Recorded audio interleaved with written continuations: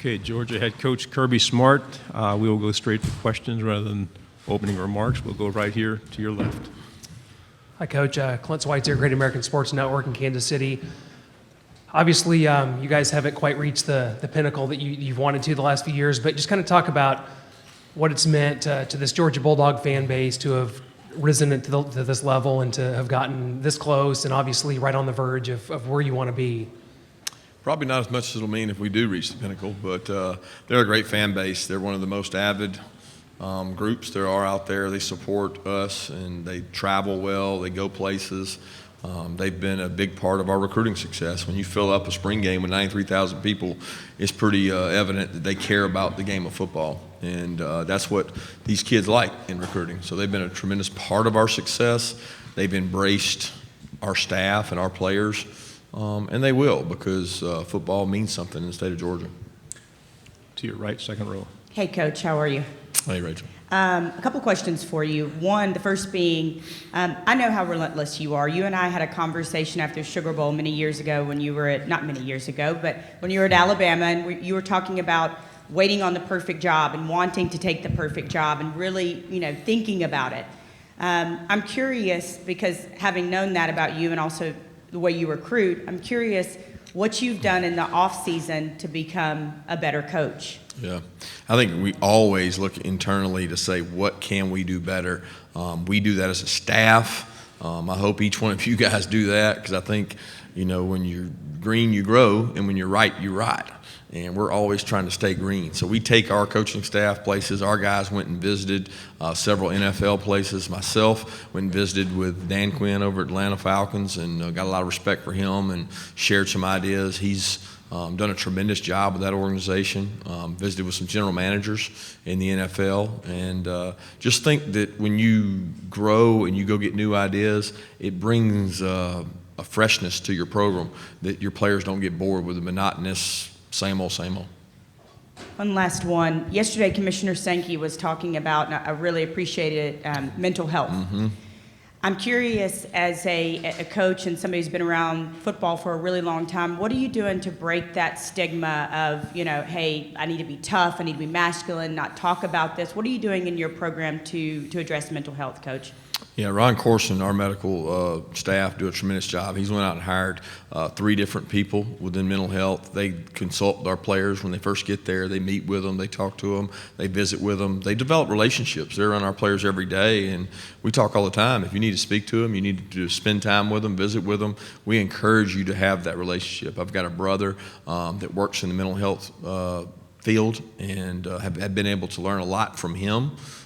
That in our culture, football culture, sometimes that's not accepted. Having a brother that works in that field, it's helped me tremendously to understand it. To your left, Coach, in the camera bank. Hey, Kirby. Carl Prather, WFF TV in Huntsville. Would you walk us through the progression of Monty Rice and the expectation for him, also with the rest of your defensive unit on defense?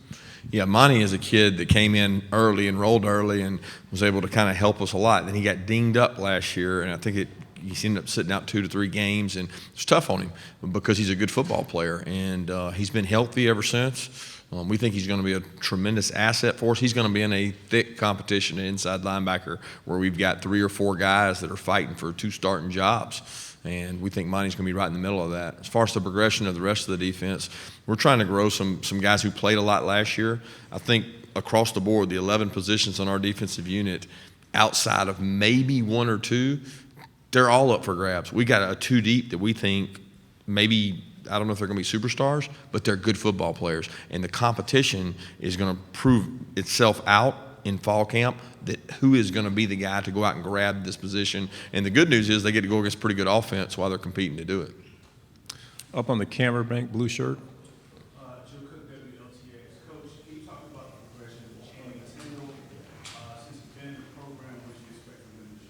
Yeah, Channing was a bright spot for us last year, especially on special teams. He was able to develop. He was a kid that played a lot of outside backer in his high school program, had not played as much inside backer. We put him inside. He's really fast. He was able to play, made some plays in the SEC championship game, and that we kind of developed him as the year went on and felt like, hey, if we're going to get to where we need to go, he's going to have to be a guy that can play on third down for us. He was able to go in and make some plays against Kentucky on third down, made some plays against Alabama on third down, and he's really helped us. Up on the camera bank, and please ask your question loudly. Okay. Hey, Coach Mark. Jake Crawford just in here talking about how he takes his role as a mentor very seriously. I want to know, how have you seen him develop, not just as a quarterback over the last 2 years, but also as a leader and mentor for his team? He does it through his actions. I mean, this guy's the epitome of what college football is about. Number one, he stands up for the right things. He's very strong in his faith. He lives it. I mean, he lives it and he breathes it, and he does that with our players in a way that is not rubbing it in their face. And I have a lot of respect for his ability to be who he is, be confident in who he is, and still lead our team. And not create any jealousy while he's doing it. So it's a lot of credit given to his parents and his upbringing, because they have done a tremendous job with all their sons. And he's got a brother that's going to be at Auburn, which creates a unique situation. But he is a great young man. Coach to your left, second row. Coach, you've been involved the last 2 years with 2 unbelievable games, obviously against Alabama. Just kind of talk about what you've learned from those, other than, of course, you probably want to win next time. Yeah, get rid of their backup quarterback, right? I mean, that's part of the plan. But they do a tremendous job, and we haven't finished the way we need to. And to be honest with you, a lot of that goes right here to me. We got to do a better job finishing the game and stay on top of it. And they get some credit for that because they've got a good football program. They've won a lot of football games, and they're a physical team.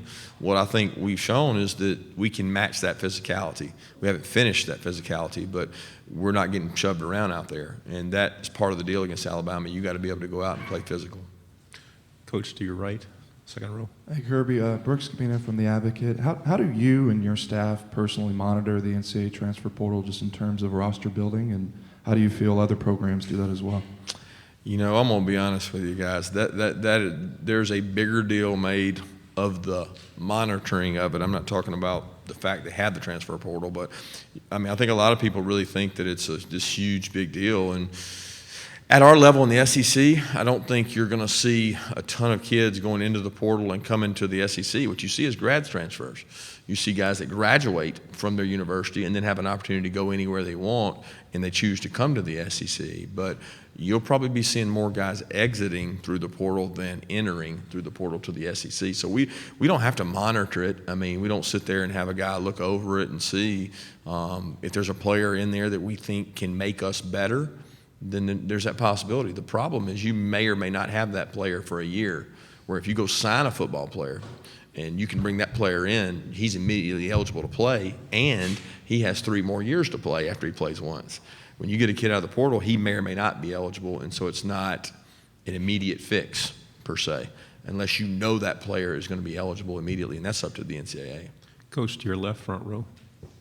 Kirby West, Blankenship, WXI in Atlanta. Taking you back a few years with this one, what do you remember about Champ Bailey when he played at Georgia? Did you see any future NFL Hall of Fame tendencies when you were, I know you're not going to take the credit for it, but helping him along his way at Georgia?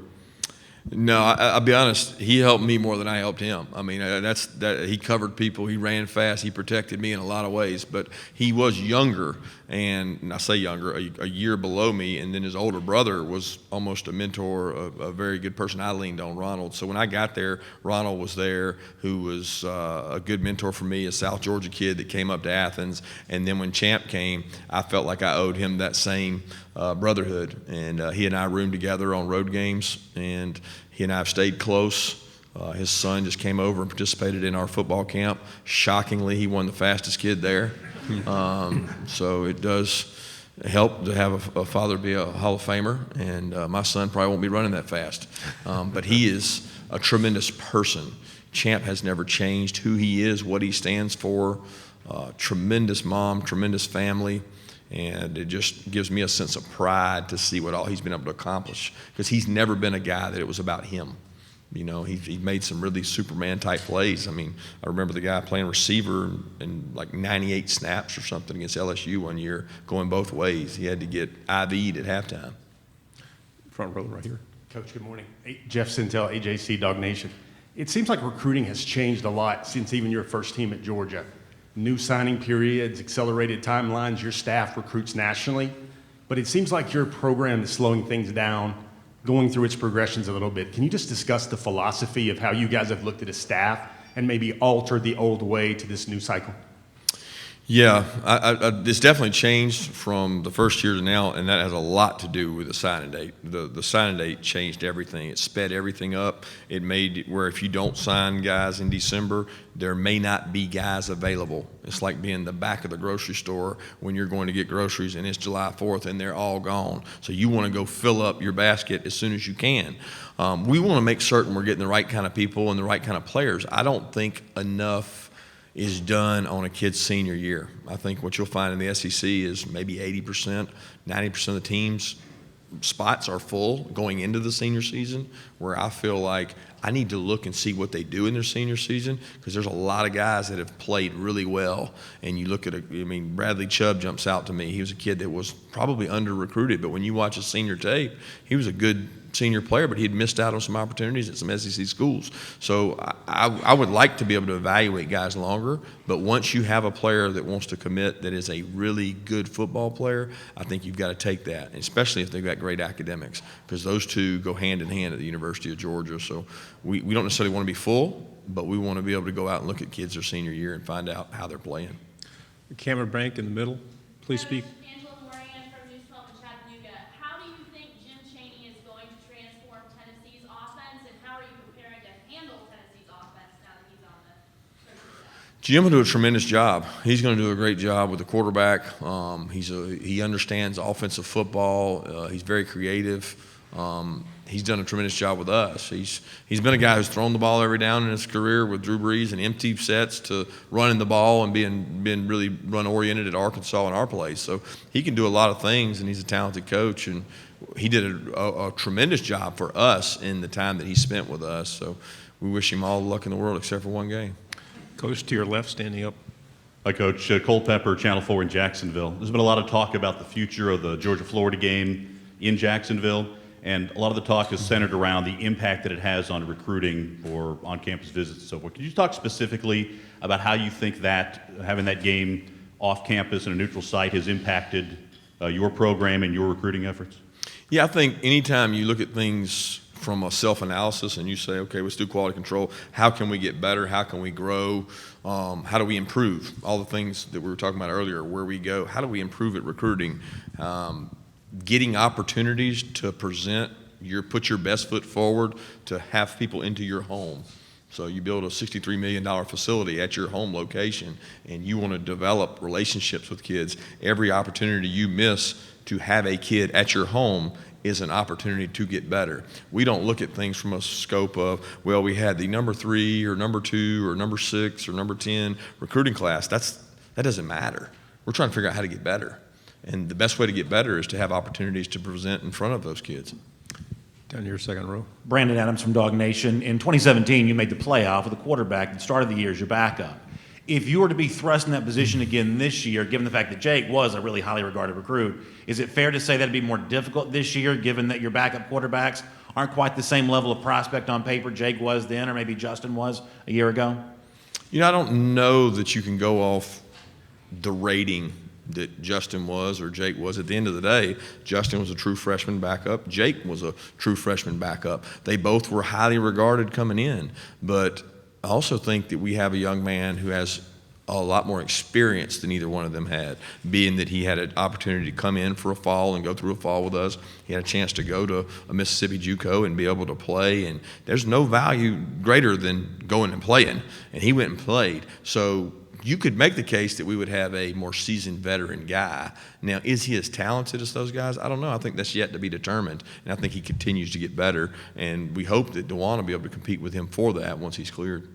Coach to your left, camera bank. Hey, Coach Smart. Simone Eli, CBS 42 in Birmingham. What would you say is the biggest coaching philosophy or belief that you have that you took from your time at Alabama with Coach Saban that you still use today? Oh, man, there's a lot. I could go on for days, but just the line of scrimmage wins championships, and you got to sign big football players to be successful, whether it's offense or defensive line.